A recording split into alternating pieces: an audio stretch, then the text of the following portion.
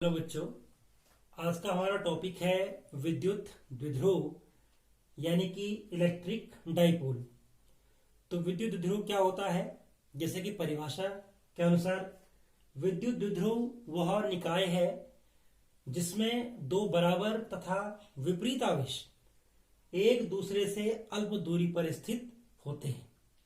यहाँ पे बात हो रही है दो आवेशों की, तो इसका चित्र कैसे बनेगा? एक आवेश हमने ये ले लिया और एक आवेश हमने ये ले लिया, दो आवेश ले लिए। दोनों आवेश कैसे हैं? बराबर है, यानी कि ये भी आपका Q है और ये भी क्या है? Q है, लेकिन विपरीत है। तो विपरीत है तो ये हो जाएगा -Q और ये हो जाएगा आपका +Q। तो -Q और +Q, इन आवेशों के परिमाण बराबर है, लेकिन आवेशों की प्रकृति अलग अलग है। एक धनात्मक आवेश है, एक ऋणात्मक आवेश है। तो इसको हम ले लेंगे कि दो विपरीत आवेश और समान, विपरीत लेकिन बराबर आवेश। यदि हम इन दोनों को मिला लें तो ये कहलाएगी विद्युत द्विध्रुव की अक्ष। क्या कहलाएगी? विद्युत द्विध्रुव की अक्ष कहलाएगी।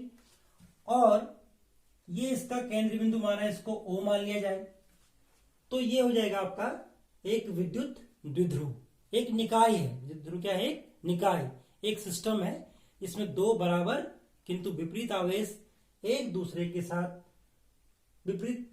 साथ अल्प दूरी पर स्थित होते हैं।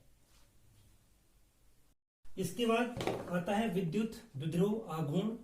तो विद्युत द्विध्रुव आघूर्ण एक सदिश राशि है जिसका मान, जिसको हम P से, स्मॉल p से व्यक्त करते हैं, और जिसका मान होता है किसी एक चार्ज का परिमाण है Q, और उन दो आवेशों के बीच की दूरी। आवेशों के बीच की दूरी कितनी होगी?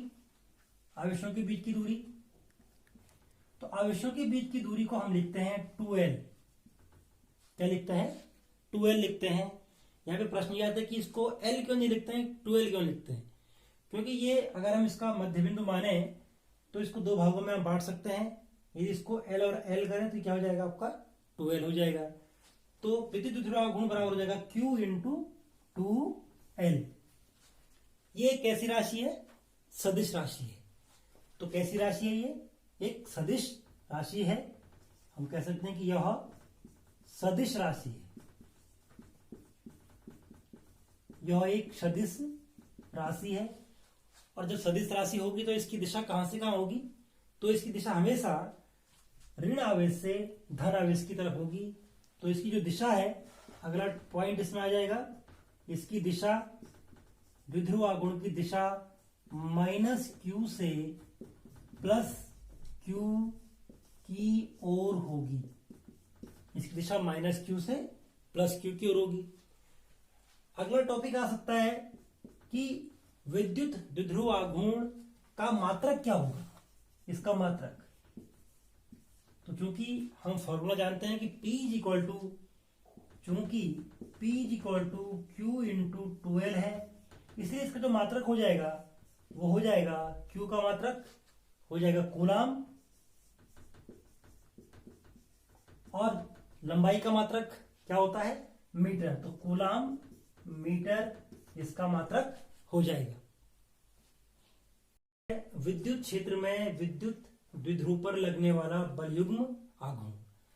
माना कि ये कोई विद्युत क्षेत्र है जिसको हमने कि तीर से इसको दिखा रखा है, और ये विद्युत क्षेत्र की दिशा इस तरफ है। ये आपका E है, विद्युत क्षेत्र की दिशा इस तरफ है। यदि हम इसमें कोई एक विद्युत द्विध्रुव रखें, ऐसे रखें, और ये विद्युत क्षेत्र के साथ थीटा कोण बनाए, तो क्या होगा? हम जानते हैं कि यदि कोई आवेश विद्युत क्षेत्र में होता है तो किसी भी आवेश पर लगने वाला बल कितना होता है, पहले हमको पता करना होगा कि बल कितना होता है, फोर्स कितना लगता है उसमें। तो कक्षा 11 में हम पढ़ चुके हैं फोर्स M × G या M × A। लेकिन कक्षा 12 में आपको याद रखना है कि जब भी विद्युत क्षेत्र में कोई आवेश होगा, उस पर जो बल लगेगा वो फोर्स होगा Q × E। यानी कि विद्युत क्षेत्र में यदि आवेश Q रखा है तो उस पर बल कितना होगा?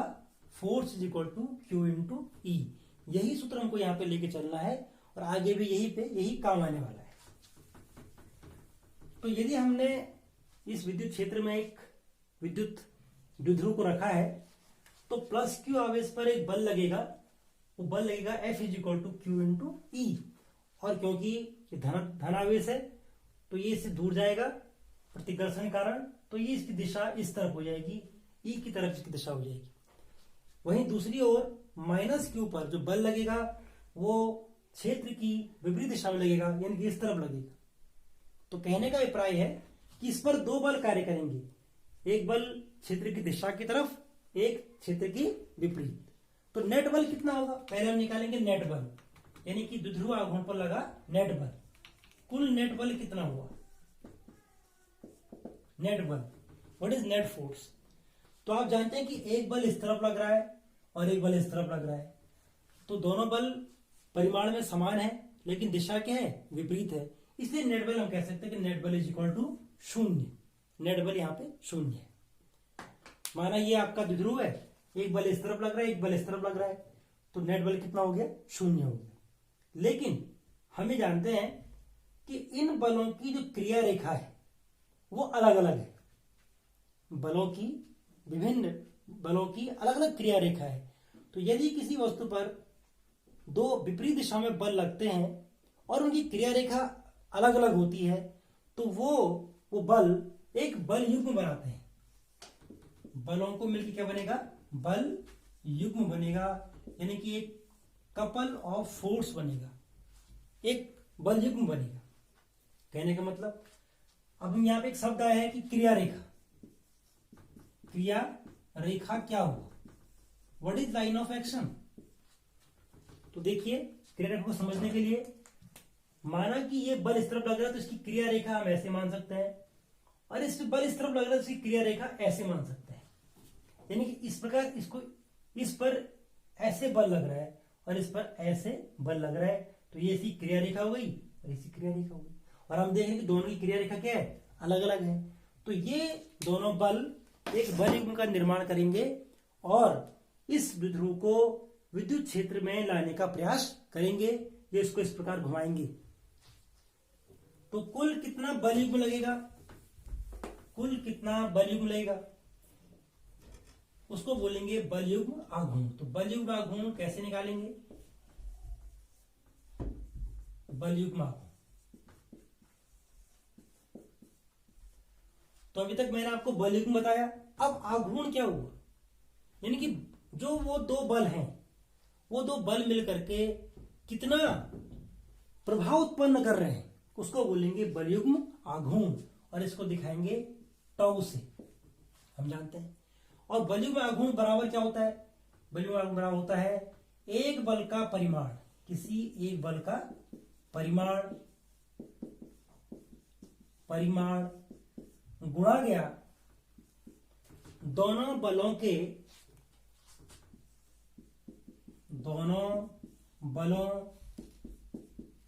के बीच की क्रिया रेखाओं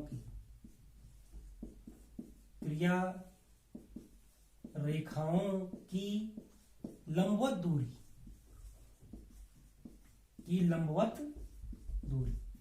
तो दो बल हैं, उनकी क्रिया रेखाओं के बीच की लंबवत दूरी कितनी होगी।